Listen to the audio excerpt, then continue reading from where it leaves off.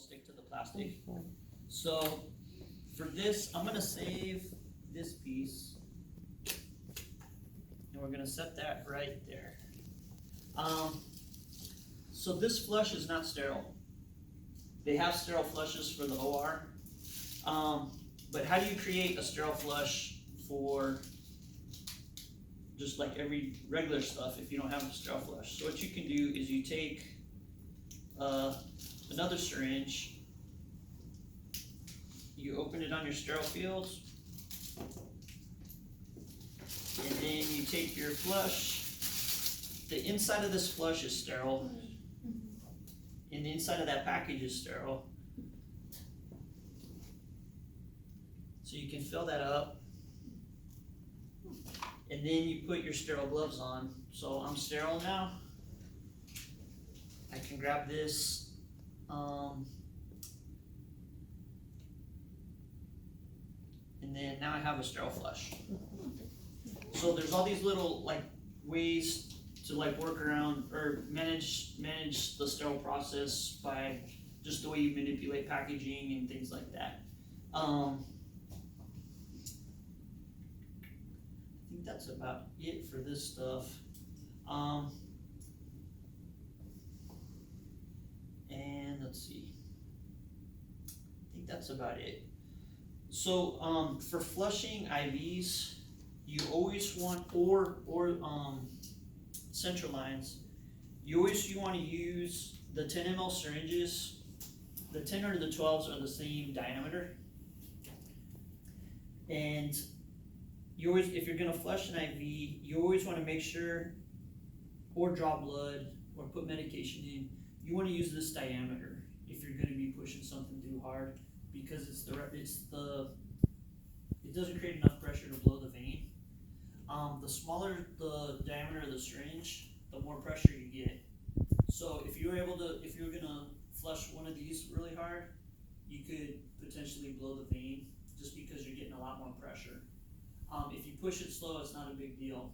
And on medications where you're only giving like half an ml and you need to push it slow, you want a smaller syringe just because you can see how much you're pushing versus, a big fat syringe like this and half an ml. You're not going to be able to regulate how much you're giving. But just keep in mind that the smaller syringe you get, the more pressure you can create. If you have a central line that's clogged, you can use the smaller syringes to kind of blast them open sometimes. Just because you can get a little bit more pressure, and that's acceptable. And sometimes you can kind of work it back and forth and get them to flow if they're sluggish. The alto place, the clot buster, that's stuff you need an order for, but there's also a clot buster for peg tubes, and feeding tubes and stuff, and we're going to get to that tomorrow. They're completely separate. There was a nurse from UMC who used clot buster for a peg tube in a central line, and he killed somebody. And are they similar, like a name or anything, or? They both say clot buster on them. I mean, they're both, once is clot buster, they say different things, but it would be hard to get them mixed up. But that nurse went into management. He was in management at my hospital for years and years. But people always, after they kill someone, they went into management? So if you want to move up in the world, kill somebody. But be careful about like certain products will come in these types of syringes. If it comes in a bright orange syringe, it's not to be put in an IV. Sometimes they'll send up like IV morphine or different kind of like elixirs for patients that can't swallow.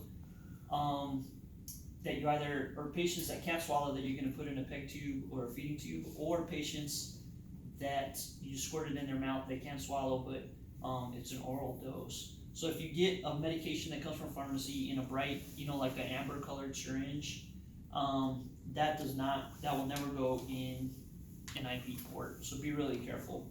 Most of the time, the medications that are gonna go through a peg tube, they won't have a threaded, device, threaded syringe. That way, it's harder to, have somebody make a mistake and connect it. But and then there was a nursing student at UMC, this was a while back, that also put peg tube, they mixed up, pills for a peg tube, and they put it through an IV and she killed somebody. Did she become a nurse? No, No. that was it. No management, nothing. But basically, like, if the pieces don't fit together, they don't go together. So like the feeding tube stuff has like a different piston. If it doesn't fit, it probably does not go Don't make together. it fit. Yeah. Don't make it fit.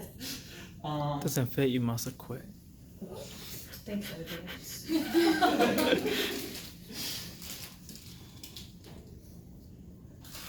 So we've got a couple other sort of like medication type things here.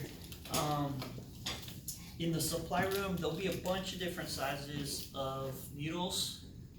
These, most of the time, these aren't going in people's skin. The only one that might go in somebody's skin is like a 25 gauge for a flu shot, or an IM injection, heparin injection, things like that. But a lot of these other syringes you're not using for medications at all. You're using them to draw up medications into a syringe. Like these you're not poking people with these big old needles.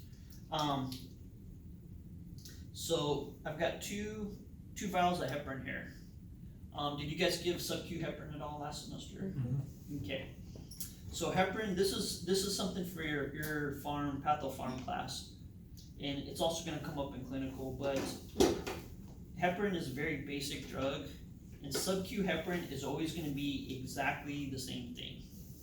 I've only seen maybe 2 or 3 like manufacturers of this, but it's always gonna come in a little vial like this.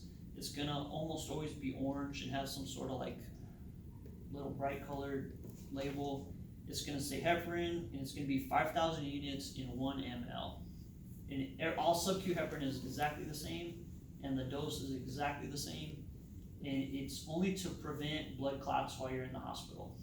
It has no like therapeutic value, other than it's prophylaxis, it's not therapeutic. So with these, it's always gonna be 1 ml. At TMC, they have a little 1 ml syringe, and they use a needle, and they'll draw it up like that. At my hospital, we have heparin syringes, and they're basically the same as an insulin syringe, and it's 1 ml total, and you just fill up the whole vial. You're never gonna give a half dose or anything like that. It's always a full dose. So I'm gonna let somebody draw this up, and this is the actual heparin. So we'll toss these and discard of the evidence. So do you want to draw it up? Sure. Okay.